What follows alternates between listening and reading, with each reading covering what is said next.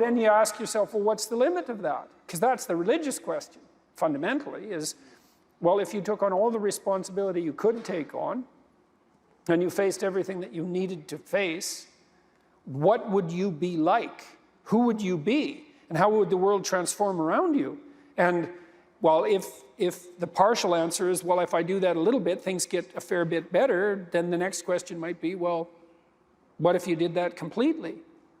And I don't think that's possible in some sense, right? It's like, you know, perfection is a horizon that always recedes, but it isn't obvious to me what the upper limit of that is. And certainly we do see people, I mean, saints, let's say. Yeah, that's what I was going to say. It's a Mother Teresa. It's a Francis of Assisi. Who kind of push the limit, and miraculous things happen around them, maybe in the literal sense, and if not in the literal sense, close enough, you know, for all intents and purposes. And so that's heartening. I now welcome to our stage our own president, Father Dave Pavanka TOR.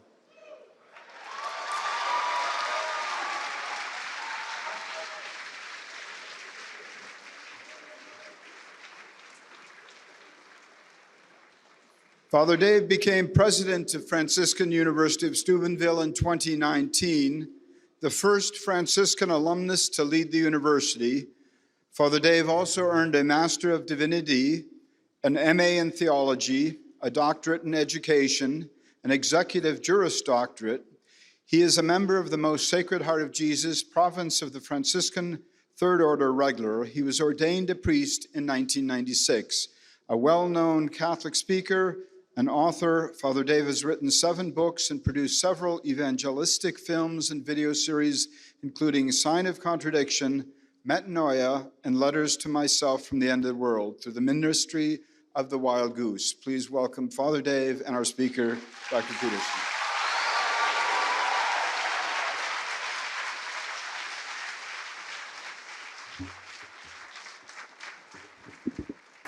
Well, thank you so much. And again, I'm just very pleased at the turnout and everybody being able to join us this evening.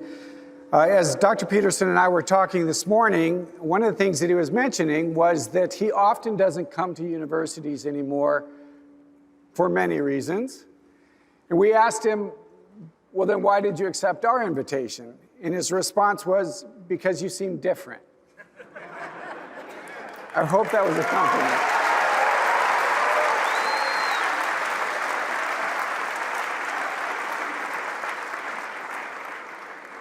And it's been a blessing to have Dr. Peterson with us. He's been so generous with his time all morning, spending time joining us and seeing our campus, joining us for liturgy. So it's been a great blessing and honor to have you with us. So thank you so much. Thanks very much for the invitation.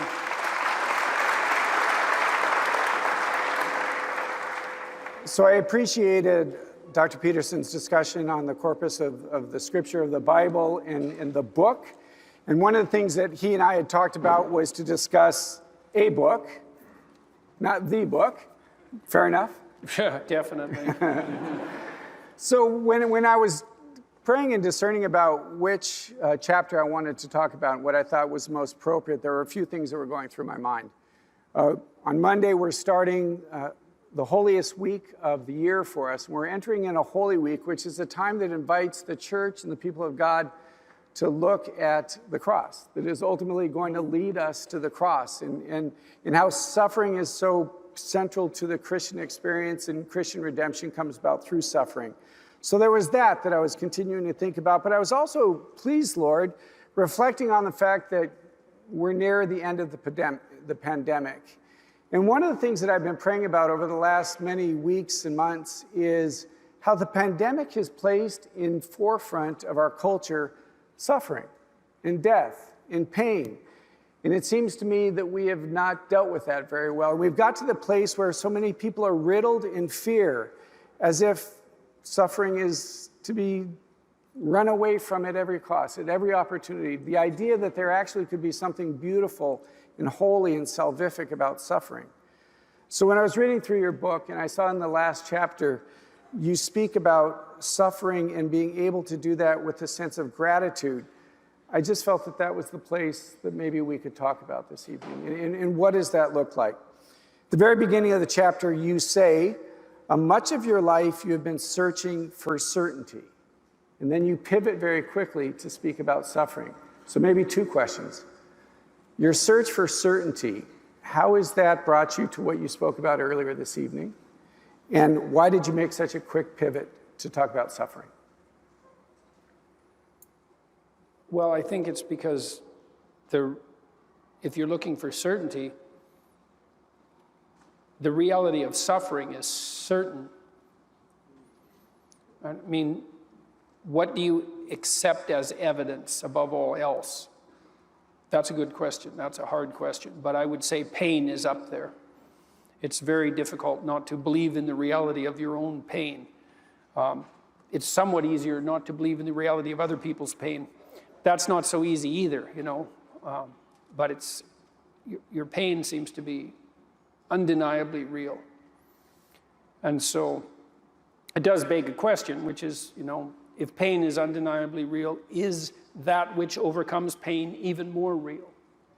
And I think that's, in some sense, that's the idea that lurks behind the idea of the resurrection. I mean, I was going to tell a story during this lecture today, although there wasn't really a place for it, but maybe this is a good place for it. I'll tell you something else I've been thinking about, which really knocked me for a loop, let's say, which I probably still haven't really recovered from. So a long while back, I had planned to do a series on Exodus. I did a biblical series on Genesis, which people seem to appreciate, which I found extremely useful. It was quite a privilege to have the time and the space to walk through those books and try to understand them first psychologically. And I like to speak about things psychologically before I would ever dare to speak about them religiously. I think you leave that for last resort in some sense. I was thinking about some of the ideas that I talked about today, you know, about the Bible being the foundation of the lens through which we look at the world. We have this idea that the Bible is a living text. And, you know, if we embody it, then it's a living text. That's actually accurate. And I think to the degree that we're avatars of the Judeo-Christian tradition, that we do embody it for better or for worse. And we're stuck with that, or blessed by it, or both.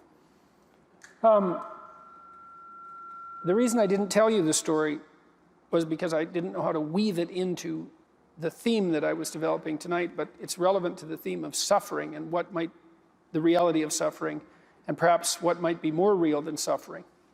So I'll tell you the story. Hopefully I can do this reasonably briefly. When Moses is leading the Israelites through the desert, I'm very compelled by that story.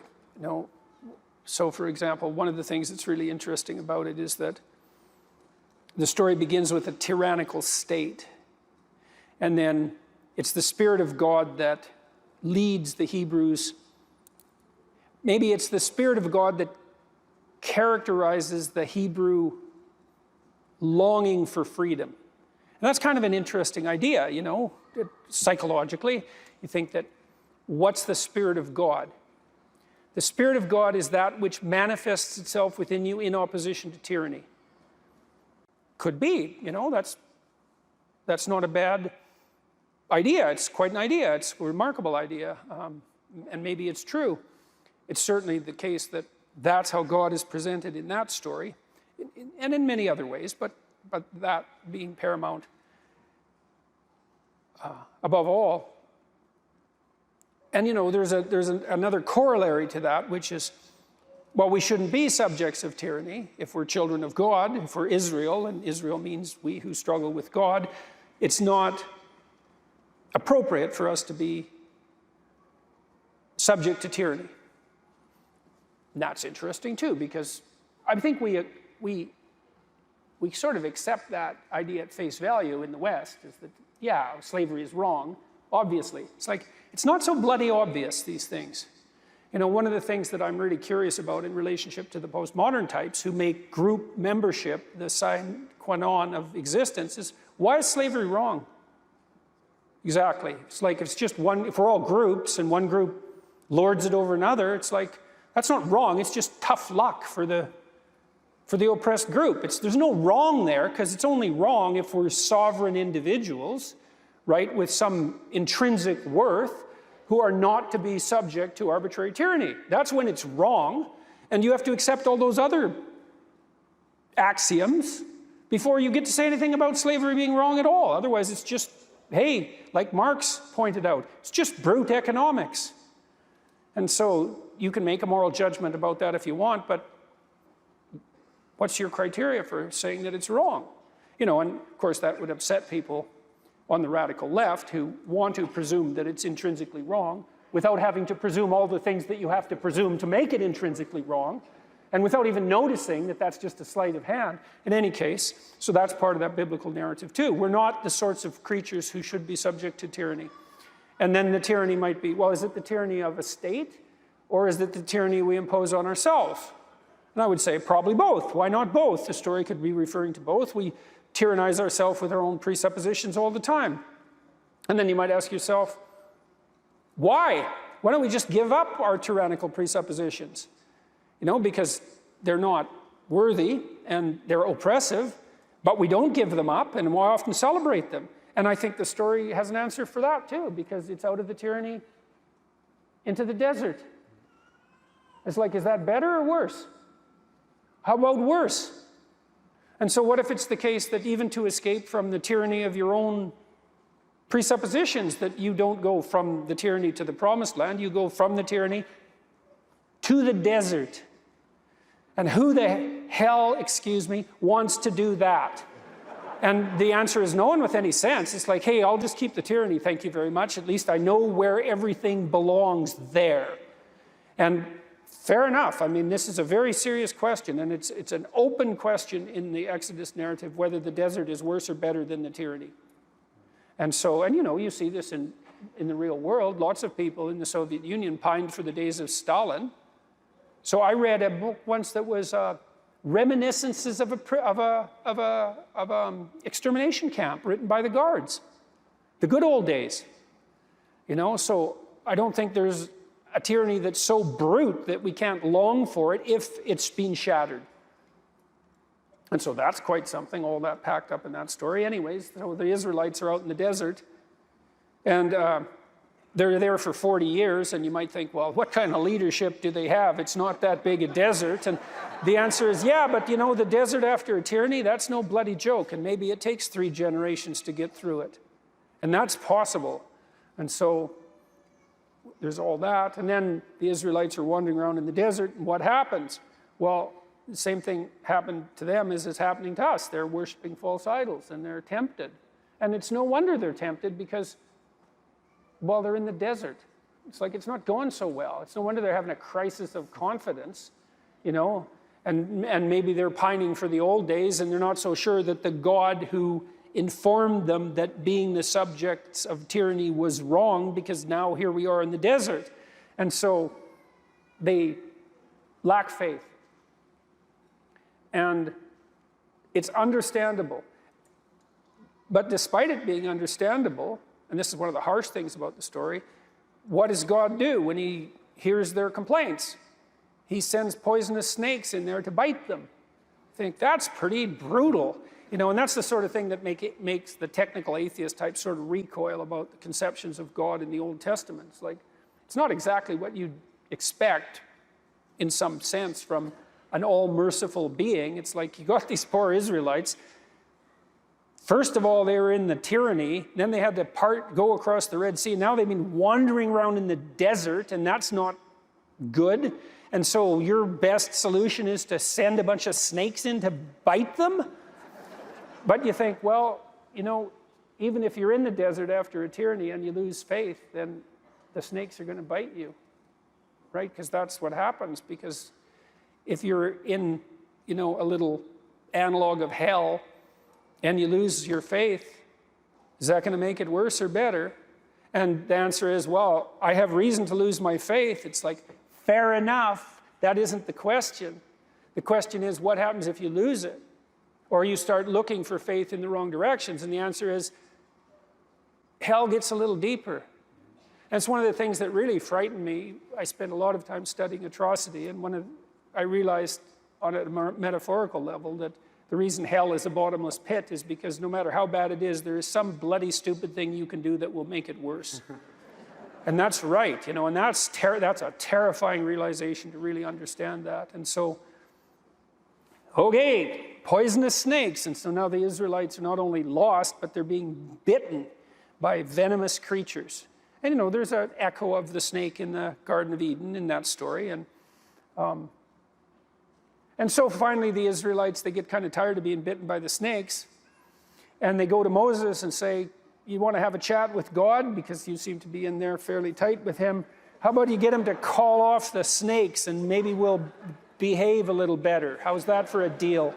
And Moses says, okay, I'll see what I can do. And he goes and has a chat with God, which is no trivial matter. And God doesn't do what you'd expect, because what you'd expect, and this would even work in terms of making it a comprehensible narrative, you'd think, okay, all right, guys, you've been bit enough, no more snakes. But that isn't what happens. And I think the reason that it doesn't happen is because there's no getting rid of the snakes. I think that's also why there's a snake in the Garden of Eden, is there's just no getting rid of the snakes. You have to learn to contend with them. It's more that. Or maybe it's better to learn to contend with snakes than it is to inhabit a world where there's no danger. Maybe it's something like that. I don't know. Anyways, God says something extremely surprising and very interesting from the perspective of a clinical psychologist. He tells Moses to cast snake in bronze and to raise it up on a staff. And the staff seems to me to be a reference to the staff of Moses. And that staff of Moses is something like the thing you put in the ground to orient yourself with. It's the staff of God too, and it's sort of like an axiom. And maybe it's like the tree of life. It's like, here I stand. It's a center point. It's all of that. In any case, you put the snake up on the staff. That's also the symbol of healing, right? The physician symbol of healing, the staff with the snakes. And so it is a symbol of transformation, and partly that's because snakes shed their skin and are reborn, and so they're viewed as agents of transformation. And so that's all lurking in that symbol. And then God says, get the Israelites to go look at the snake on the staff, and then the poison won't poison them anymore. And I read that as a clinician. I thought, that's really interesting, because one of the things that we learned, all schools of psychotherapy learned in the last 100 years, is that if you get people to voluntarily confront what makes them afraid and what makes them want to avoid, then they get better. It's curative. And so that's the message there. It's like, well, if something is terrifying you, pay more attention to it. And that's actually what you teach people in psychotherapy. I mean, there's a variety of psychotherapeutic techniques, but exposure is probably the cardinal technique. It's like, if I can find out what you're avoiding and get you to confront it voluntarily, you'll get better. And the reason seems to be is that if you get people to confront what they're afraid of, and sometimes what disgusts them, but what they'd like to avoid, let's say, if you get them to confront it voluntarily, that could be the future even, the indeterminate future, they don't get less afraid. They get braver. And that's different. It's not like they get accustomed to what they're looking at and they're no longer afraid. That kind of happens, but it isn't really what happens. What really happens is they discover there's a lot more to them than they thought. And so they're not as easily intimidated then. And so if you run a clinical client through a session of exposure therapy, maybe they're afraid of an elevator or something like that, you get them so they'll go in the elevator, then sometimes they're often women, because women have anxiety disorders more often than men. One of the unintended consequences of that often is they'll go home and have the fight with their husband that's been brewing for 30 years. Because they're now braver. They see themselves in a different light because they've confronted this thing that terrifies them. And so it's so interesting in that story that God's cure for the venomous serpent is voluntary exposure to the source of terror. It's so interesting that that's the case. But and this is relevant to the issue of suffering, right? To confronting suffering dead on, to actually focus your attention on that which you would like to avoid. One of the remarkable parts of that story is also that one of the scariest words ever is, if I was God, they wouldn't have been bitten in the first place, right? So they've got the serpent's on the pole, but they're still going to get bit. And I think that's what's essential about that, is just because the serpent is there, it doesn't mean that everything is fixed. It now looks Snakes are still there. But the transformation that takes place is the focus of the suffering becomes a symbol of faith for them. And that's obviously in the cross. Well, and part of the faith is the faith that enables them to go look at the serpent to begin with. Absolutely. Okay, so that leads us to the next part, which is in John, because Christ says, thousands of years later, that he has to be lifted up like the serpent in the wilderness. It's like, okay, what in the world is going on there? Because that's a hell of a thing for anyone to say about anything ever. And it's right, because what does that mean? Why would the Son of God compare himself to a serpent, and why that particular serpent and that serpent in the wilderness? And I knew this old idea that lurks in all sorts of stories, in this corpus of stories that I talked about. You know, there's an idea that the hero rescues his father from the belly of the beast. That's a very, very old idea. And what that seems to mean to some degree is that if you look into the abyss, then that, it reacquaints you with the wisdom and possibility of your tradition. It's something like that. It forces that. It forces a maturation and a recognition of what's fundamentally important, that confrontation with what's terrifying. Well, so Christ says he has to be lifted up like the serpent in the wilderness. I thought, what does that mean? I thought a lot about the relationship between the serpent in the Garden of Eden and the idea of Satan, because there's an association there between those two ideas, and that's a very strange association too, because there's nothing in the biblical story in Genesis that indicates that the serpent is Satan. Like that's an idea that aggregates across hundreds of years or thousands of years, that equation. And I tried to think that through. I thought, well, the snake is the thing that threatens us. And that's true biologically. We're wired to be afraid of serpents, especially poisonous ones. And they've been in an antagonistic relationship with mammals for like 60 million years, very long time. But in some sense, the idea of Satan is, he's the ultimate in serpents. And so that's why that equation is drawn across time. It's like, well, what threatens you? Well, snakes. Yeah, they're pretty nasty. Well, there's snakes, and then there's, well, the origin of snakes. So maybe you conquer a snake, and that's one thing, and maybe the next thing is you go out and you find nests of snakes and you root them out. But then there's the snakes that are in the hearts of your enemies. That's a harder snake to deal with. And then there's the snake that's in your heart, and that's the hardest snake to deal with, right? And that's where the equation between the serpent and Satan comes, because the worst of all snakes is the serpent in your own heart. And so there's a psychologization of the idea of the predator, and it becomes something that's more spiritual. It's that you're most vulnerable to the worst impulses within you, right? That's the worst predator. Okay, so there's the idea of the concretization of the idea of the serpent becoming psychologized up into this figure of the adversary himself, and that abides within you. Analogously, perhaps, is this reference that Christ makes to himself in relationship to the snake. Because I thought, well, what's the passion? If the snake is what you're afraid of, in this concretized sense, then the passion is the sum total of all possible fears. I think that's right. You know, Carl Jung, he thought about the story of the Passion as an archetypal tragedy. And here's what he meant by that. So imagine that you took all the tragedies that were ever written, and you distilled them so that you got the ultimate tragedy. Because the fact that you can identify a bunch of different stories as tragic means they have something in common, right? And so you could imagine you could pull out the central pattern of tragedy, and we could flesh out some of what that might be. Like, it's tragic when something bad happens to someone. Well, what if they deserve it? Okay, well then it's not so tragic. It still might have an element of tragedy, but it's really tragic if something really terrible happens to someone who clearly doesn't deserve it. So what's the most tragic story? Well, it's the worst possible thing happening to the person who least deserves it. Well, that's core to the Passion story, that's for sure, right? Because not only is Christ innocent, he's not merely innocent. He's also good, and not just good. He's as good as it gets. And yet his life is this, the tragedy of the Passion is the worst of all possible punishments visited upon the least deserving person. But it's way worse than that.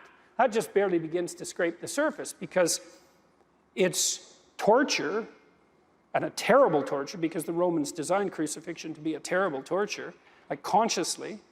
And so it's tragedy at the hands of your fellow man, and your fellow man motivated by the spirit of Cain in the most fundamental sense. How can I inflict the most misery possible in the shortest period of time, let's say, subject to that, at a young age, with foreknowledge, as a consequence of betrayal by your best friend at the hands of a mob of your own people who are simultaneously under the thumb of a tyranny that's part and parcel of what's persecuting you, who persecute you knowing you're innocent, not just innocent, but also good, and who choose to punish you instead of punishing someone they know to be criminal.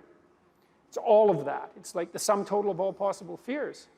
And I think that's right. And it's so interesting to me that psychologically, that not speaking religiously to the degree that that's possible when speaking about such things, is that our culture has put at its center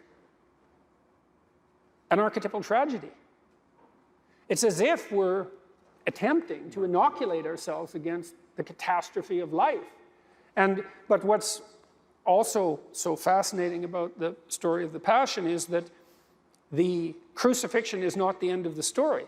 The end of the story is the resurrection. And so the implication there is the same as the implication of going into the abyss to rescue your father from the belly of the beast. It's like the tragedy isn't the end of the story, the resurrection is the end of the story.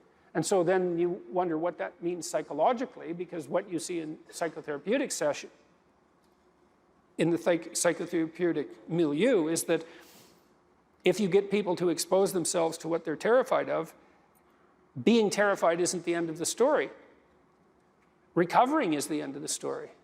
And so that begs the question is like, well, to what degree are we capable of bearing suffering and prevailing? And the answer might be to the degree that we're capable of confronting it forthrightly. And that might actually just be true. And you think, well, how could it be otherwise in some sense? Like, what's going to call the best out of you if it isn't what's most challenging? Because it's not that easy to get the best called out of you. It's not going to just happen because someone rings your doorbell, right? You have to be shook to the core before you're going to undertake what's necessary to make the sacrifices that are required to put you in alignment. That doesn't happen with no reason. So are you grateful for your suffering as a consequence of that? I don't know. That's a high standard, man. That's a high standard, and maybe it's unrealistic. But I think one of the things that faith brings us to is, and we were talking about it when we were in the chapel in the friary, is that when we look at the cross, and it's very Catholic, is that we always see Jesus there, that the corpus is there. And because you talk about in your chapter about what does it look like to transcend suffering, and what does that individual look like? And in some ways our businesses are similar, right? People are bringing their brokenness to you, and they bring their brokenness to me. But I believe in a God that can transform that. So I was asking myself, well, what does that look like? And I recall a priest that I met in Africa, and I believe what he had was Lou Gehrig's disease. So by the time I met him, he was no longer able to really move his arms or legs very well. And we were praying that the Lord would heal him in that. And then he began to share his story with me and what had taken place in he and his community in the midst of his sickness, in the midst of his suffering. Was he said, people didn't used to go to church very much, but since I've been sick, people are coming. And that they wouldn't line up for confessions, but since I've been sick, there's a long line of people coming to confession. He said the church was half full, and now it's packed. He said people begin to speak, and they say that I'm more empathetic, that I'm more compassionate, that I'm more loving, that I'm more kind. And I'm embarrassed to admit that at that moment, as he was sharing his story about the transformation that was taken both in he and in the community, I was praying, Lord, please don't heal him. Because if we believe that this is what I want to be, right? I want to be loving, and I want to be kind, and I want to be generous, and I want to be empathetic.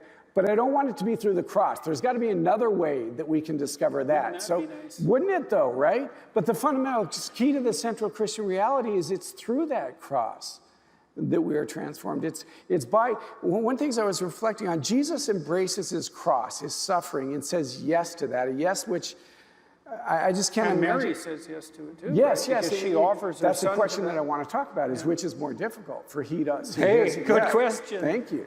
I'd rather not Just a do second. either. Good question. Thank you very much. I think we're done. Thank you for coming. Right? But isn't that in fact the case? Is that when Jesus embraced his suffering, he gives life to the world. He breaks the power over this evil one, over the snake, and gives life. Suffering is no longer meaningless. Actually, it's salvific. But the same thing happened with this priest in this community in Nairobi, Africa, is that he embraced the suffering, and it transformed him, yes, but it also transformed the community around him, because they saw the way and the manner with which he suffered. And he embraced that, and he found that to be transformative. Isn't that what it means when you talk about transcending this? And you talk about how the impact that can have on another person watching. That's what the invitation, that's what the gospel is inviting us to. Yeah, that seems right to me. Okay, so how do you reconcile this? Thank you. Another point. Reconcile them in what So sense? you tell the story, and you tell the story beautifully of the passion and the resurrection, but how do you personally approach that? How do you reconcile this reality? I think that's what you try to do in your life. You know, I mean, this is an idea that I derived, I would say in large part, from reading Carl Jung. He talked about, psychologically again, about the two great ideas about Christ. You know, there's the idea in John, and that Christ is the Word that was there at the beginning of time and at the end of time. It's this temporally eternal divine Word, impersonal in some sense almost. What do you mean by that? Well, because it's something that extends from the beginning of time to the end of time isn't so evidently human, you know? It's elevated beyond the confines of what's merely human. But it lacks something as a consequence of that too, right? It lacks time and place. Yeah. And the way Christianity... The nature of the incarnation. Yeah, exactly. It bridges that gap. I had a student once who asked me, why don't we just tell the same archetypal story over and over? Why do we need all these variations? And I thought, that's a really good question. I'm not exactly sure about that. And then I thought, oh, it's related to this issue, is that there's the divine Word, but there's the incarnation, and the incarnation indicates that the specifics of time and place are just as important as the eternal that surrounds it. And so then I would say, well, that's probably true in each of our lives, is that, well, how do we reconcile this? And well, that's your ethical adventure, how you reconcile that. And we each do it in our own way and with tremendous difficulty, I would say, and we do it aided and abetted if we're fortunate by people that love and care for us. But that is the challenge, you know, a huge part of the challenge of life. And this is something I try to concentrate on in this last chapter, is how do you bear the suffering that is at the crux of life without becoming tempted and embittered? That's really, really difficult. Now, you know, someone might point out, go ahead and be bitter, see where that gets you. And if you have any sense, and generally people have at least some, they know that being sick and bitter is worse than just being sick. And that being, right, it's worse, but it's very hard temptation to avoid. Sometimes you want to be bitter just out of spite in some sense, because things are so terrible, all you've got left is your willingness to shake your fist, you know, and say, wow, you know, really? Is this like this many poisonous snakes? Really? That's like, maybe I could have learned with just one or two, not 100. And so, but we're all stuck with that. And I think we're stuck with it at every level of our life in some sense, is how do we maintain a high order moral orientation in spite of suffering and malevolence? Yeah, when I was a young seminarian, one of the things that I struggled with, I worked in a neonatal intensive care. In this summer, I baptized over 20 babies, and all the babies died. And it was very, I was a seminarian, I was supposed to have all the answers, right? And they'd come to me and they'd say, you know, tell me real quick, why did this happen? You know, this God, why did he allow this to happen? And I came to the place, a couple things. One is that I didn't have to defend God. Like in my own mind and my own heart, there was something very freeing in that. I don't know why. I mean, what kind of explanation? Let me explain to you why this happened. Oh, well, thank you so much, brother. Yeah, that makes sense. I wish somebody would have told me that, right? But what I did, what I would continually come to is that, and this is a mystery of the faith, that Jesus is present in the midst of the suffering. And I tell this story. Actually, the first book I wrote was on freedom, and I spent a lot of time in that Exodus text because that's the invitation to look at Pharaoh and be freed in that. But that when we're children and we fall down and we scrape our knee, our mom comes and she kisses us and she pats us on the head and said, "It's going to be okay." And it is. I mean, really, what has she done? She's kissed me on the head and she's patted me, she said, "It's going to be okay." But we grow up and we don't think that's enough anymore. But my experience tells me is that when Christ can do that for me, in the midst of my brokenness, in the midst of my suffering, in the midst of my pain, and remind me that I'm loved, right? I remember sitting in the chapel, it was a Thursday evening as a seminarian, trying to figure all this out and hearing the Lord breaking in the midst of that and say, "Dave, I love you." And I said, "Well, I appreciate that, but that's not the issue. Let me explain the issue. What am I supposed to tell these people?" And he reminds me that I'm loved, and it's enough. It's enough. And it's the Christian mystery of suffering, that it ought not be something that we try to escape, but it's actually an invitation that we continually find Jesus. Because I suggest that when we find God in the presence of the suffering, we can find him anywhere. It's easy to find him in a sunset or in a baptism. Take a brand new baby, pour oil all over him and grease him up, and it smells the chrism. It's wonderful. It's easy to find him in that. How about cancer?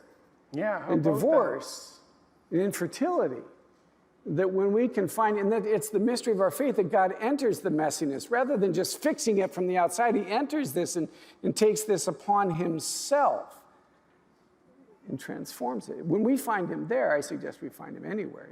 My experience is that our faith becomes more real, it becomes more authentic, it becomes more present when we can find him in the midst of that. Yeah, well, what would I say about that?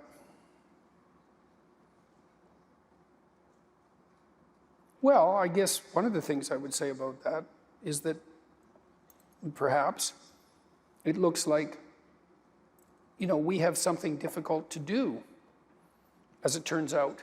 We might think, and why wouldn't we, that we would rather that things were easy and pain-free, and fair enough. But that isn't what our life is like. It's extremely difficult. It's difficult to maintain an ethical orientation in the midst of malevolence and suffering. And that means, in some sense, and I suppose this is part and parcel of the Christian story, that we have some divine calling. It's something like that. It's like, and that divine calling is to establish what's good in the midst of what isn't. To be Jesus in the midst of it. To be Christ. Yeah, that's the question. See, I guess I don't know exactly what to make of that, because I don't know to what degree we're called on to find Christ in the middle of that, let's say, or to be lifted up like that in the middle of that. I think it's both and. Fair enough. I think so. The Christ, to the degree, and this is, I think, if I can't, and this is hard, if I can't find Christ in me, then I can't find him in them. And that if I don't see what he's done, how he's alive in me, then it's, as a priest or as a believer, it's hard for me to invite somebody else to that. And it's hard for me to see him in somebody else. So that's where I have to first, Paul says that it is Christ who is alive in me. When I experience that, not just read it, it's not just a corpus that we look at, that we read the Bible, but it's alive, it's a living word. When that becomes alive in me, then it allows me to be able to see that in other people. Because I know me. Because if I can find him in me, because I know what goes in this head. Well, and you see, when you see people who are noble in spite of their suffering, it is ennobling, it is uplifting. Really it is. And it's been striking to me too. People want to be encouraged in that direction. part of the reason that my lectures, I would say, have been successful to the degree that they have been is because people find them encouraging. And that actually seems to work, like it seems to be positive. Because it isn't necessarily good news. Well, it seems to be. I mean, it isn't necessarily the case that that would be the case, you know, because it could have been that I would have said encouraging things to people. There's more to you than meets the eye, and you're capable of more than you're demanding of yourself. And, you know, if you took on your responsibility and faced the things that you were trying to avoid, that your life would be richer and better and for you and for everyone around you. And the result of that could have been that thousands of people would come to me and say, you know, I gave that a pretty good shot, and your advice is really awful, and everything is, well, seriously, like, I took on that responsibility, it just bloody crushed me, and I'm way worse off than I was before, and everything's gone to hell around me, and like, thanks a lot, buddy.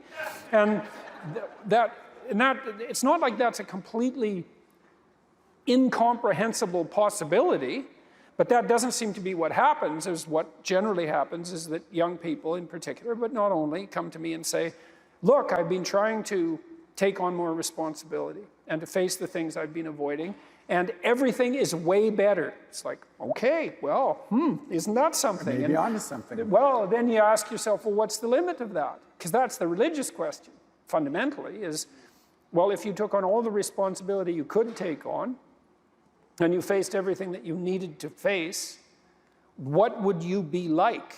Who would you be? And how would the world transform around you? And, well, if the partial answer is, well, if I do that a little bit, things get a fair bit better, then the next question might be, well, what if you did that completely? And I don't think that's possible in some sense, right? It's like, you know, perfection is a horizon that always recedes, but it isn't obvious to me what the upper limit of that is, and certainly we do see people, I mean, saints, let's say. Yeah, that's what I was going to say. It's a Mother Teresa. It's a Francis of Assisi. Who kind of push the limit, and miraculous things happen around them, and maybe in the literal sense, and if not in the literal sense, close enough, you know, for all intents and purposes. And so that's heartening. I mean, I tear myself apart about this in many ways, because I think perhaps it's possible to take on too much responsibility and to crush yourself as a consequence. Maybe that's a sin of pride. Who knows? It's certainly possible. But my experience so far has been that when you see people bear their suffering nobly, there's nothing in that but good. That's something. And then when you see people take on more responsibility and decide that they're going to aim up and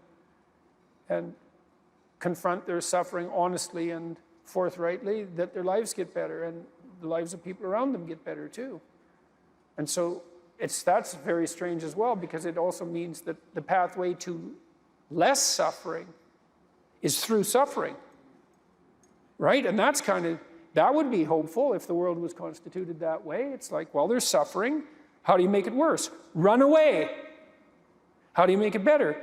Confront it. Yeah, but it's suffering. It's like, yeah, but it's there. There it is. It's right there. It's a precondition for existence or something like that. And it's like you have something important to do as well. And you confront it, and that's the pathway to transcending it. Probably. It's rough.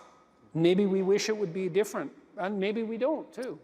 Yeah, when I was reflecting on parts of your chapter, one of the things I was reflecting on in light of also the snake, right?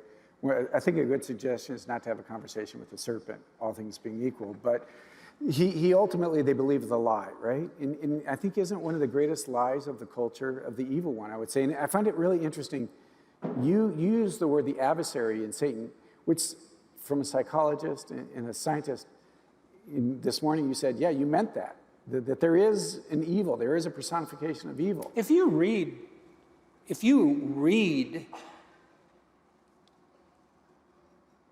anything about Auschwitz, about the Nazi death camps, about what happened in the Soviet Union, if you read that sort of thing seriously, or if you read about people who've done, like I read a lot of books about the worst serial killers, and I mean, that's quite the competition.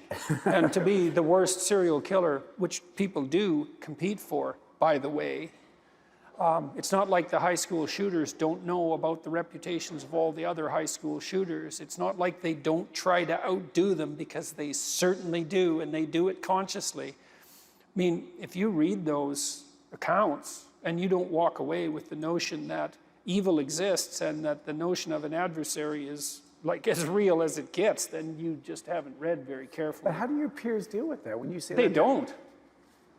You know, I mean, psychologists generally don't. I mean, Some clinical psychologists talk about evil, but non-clinicians tend not to, and that's because they just aren't confronted by it. You are if you're a clinician. I mean, you see things in families that are so terrible that they're inexpressible and multi-generational often, you know, and the only language that you can really fit that sort of thing in is a religious language. That's the only language that's serious enough. And, you know, people, I don't know, the idea of evil is a taboo idea scientifically. It's like, have it your way. You know, one of the things that Solzhenitsyn claimed was that the Nuremberg judgments were the most significant ethical event of the 20th century, or at least among them, because the Nuremberg judgment was that some things are wrong, right? You don't get the excuse, I was following orders. You don't get the excuse, that's how my culture looks at it. You don't get any excuses, that's what a crime against humanity is. It's like, do you believe in crimes against humanity? The answer is either yes or no, because those are the two answers. And if it's no, it's then, okay, you have the world where that's the belief and see how that goes. And I'll have the world where I think that there are things that are evil, and we'll see how that goes.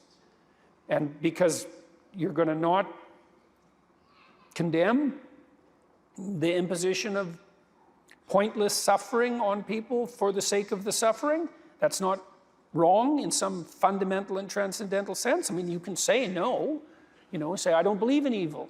It's okay, but that has its consequences, and one of the consequences is you can't condemn evil. That's a problem, you know, or maybe not, but it's not like a world where you don't condemn evil.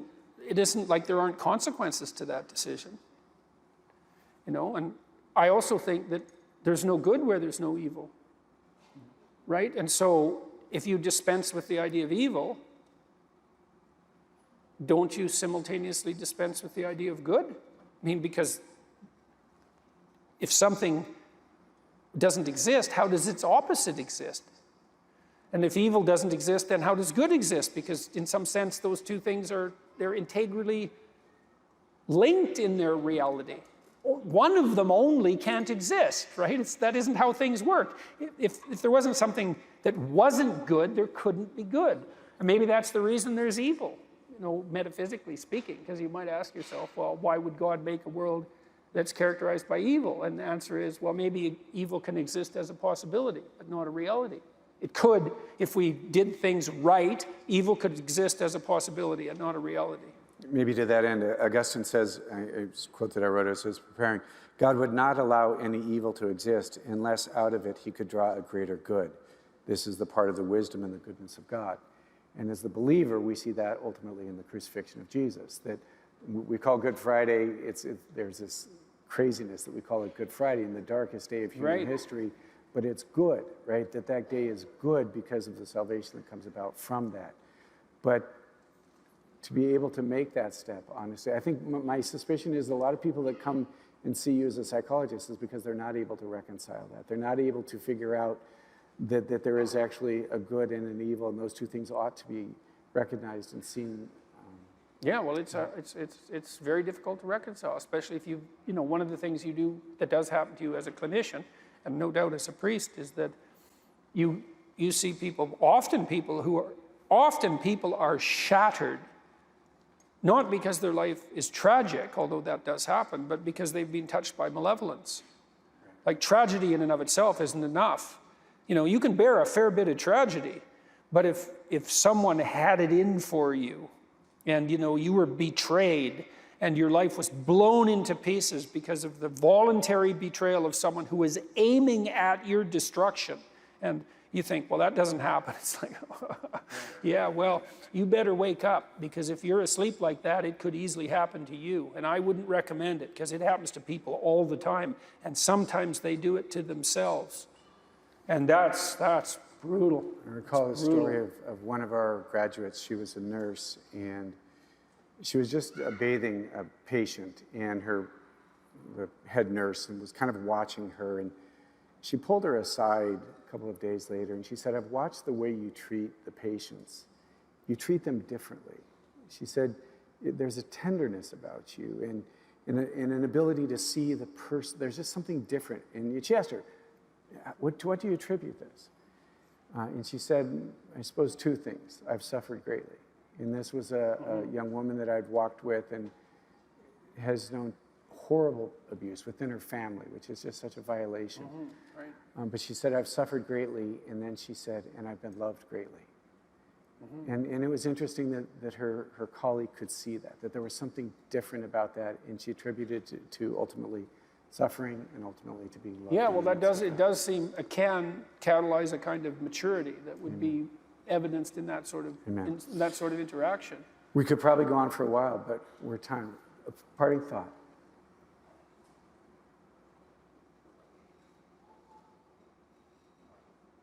Oh, I guess I'm hoping that perhaps that you Catholic types stop being so apologetic for your virtues. Amen. You know, one of the things that the radicals are really good at is weaponizing guilt.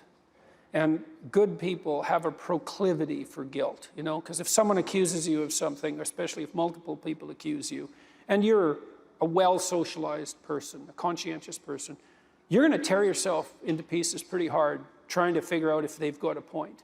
And that's fine, you know, fair enough. But it makes you vulnerable to another satanic synonym is the accuser. Right. His question is, well, how susceptible should you be to accusations? And that's a tough one, because like I said, if you're a good person, it's pretty easy to feel guilty. But the problem with that is your guilt can be weaponized. And that's definitely happening. So all of you people with your privilege. So, you know, I guess I'd part with that thought. I think part of the reason that there's an injunction, a religious injunction, to atone is to come to terms with your privilege so that it can't be weaponized. Maybe. It's more complicated than that, but it's a good start. It's like there are all sorts of advantages you have that other people don't have. And no doubt disadvantages as well, right, that are unique to you. But let's stick with the advantages. It's like, well, what makes you deserving of those advantages? And it can't really be historical happenstance. You happen to be born American, you know, which is relatively good fortune, because you can really not attribute that to you. You don't deserve that in any sense. So how do you justify it? And I think the answer is by leading an ethical life. Like, that's actually the answer. It's not like you should lead an ethical life. You should. That's not the issue. The issue is that's how you atone for your unearned privilege. And the advantage to that is your guilt can't be weaponized under those conditions, not by other people, which is very important at the moment, but also by you. It's like you think, well, I've got these advantages. Well, what am I doing about them? I'm doing the best I can with them, right? That's how I justify them, is I try to treat them as gifts, and I try to make the most out of them in a way that's maximally beneficial for me and for everybody else simultaneously. I'm actually trying to do that. It's like, well, who could ask for more than that? And I think that's one weapon in the culture war. It's like, if you're living an ethical life, you know, if you're doing your best, well, maybe you can stop apologizing for your privilege. And maybe that would take one weapon away from the people who want to burn everything down, because they definitely want to burn everything down. So I invite the choral, if you guys want to come up and get set. We're going to have a closing hymn.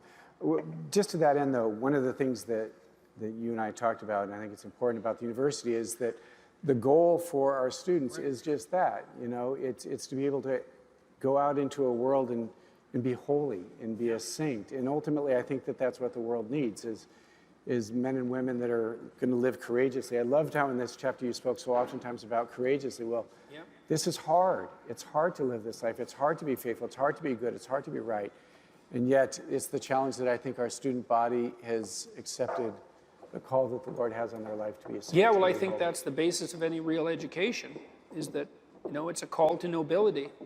It's a call to virtue, fundamentally. Because what good is education if it's not a call to virtue? So I also asked Doctor if he would mind if we prayed with him before we're through with the evening. His wife wasn't able to join us, but you're certainly welcome anytime. I offered him a job earlier, and he didn't say no. But I must say, in many of our conversations today, some of the things that we're doing here and some of the things that you're working on, I think there's a great synergy and a great way that we can collaborate. So I look forward to. Oh, wouldn't that be good? This is a collaboration, I suppose. So. John Paul is going to come up, and I just invite you, if you want to just, why don't you stand and you remain seated, and we're just going to invite the congregation to stand. We're just going to ask the Lord's blessing upon Dr. Peterson and also his wife and his son and daughter, that the Lord would continue to pour his blessings upon them. And John Paul is just going to lead us in a song, just a very simple song of blessing. So we ask the Lord to bless you, Dr. Peterson. Lord bless you and keep you. May his face shine upon you. Gracious to you, Lord, turn his face toward you and give you peace. Heavenly Father, I thank you for bringing our brother to us today. I ask your blessing to be upon he and his wife, his son and his daughter. Let them continue to know your love and your peace, your healing. Father, I pray your protection upon his work. Continue to inspire him, give him courage, give him strength. That as Mother Teresa remind us, we are but a pencil in the hand of God, and that you would continue to pour out your blessing, that he would write well. Fill him with your grace, your presence in the midst of his own suffering. May he discover and find you there. May the Lord pour out his blessings upon you, Dr. Peterson, God who is Father, Son, and Holy Spirit. Amen. Thank you very much for joining us. Thank you very much. Thank you all.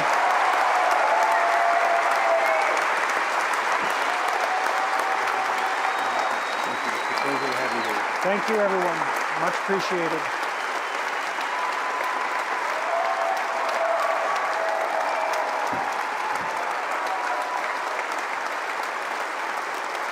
Thank you.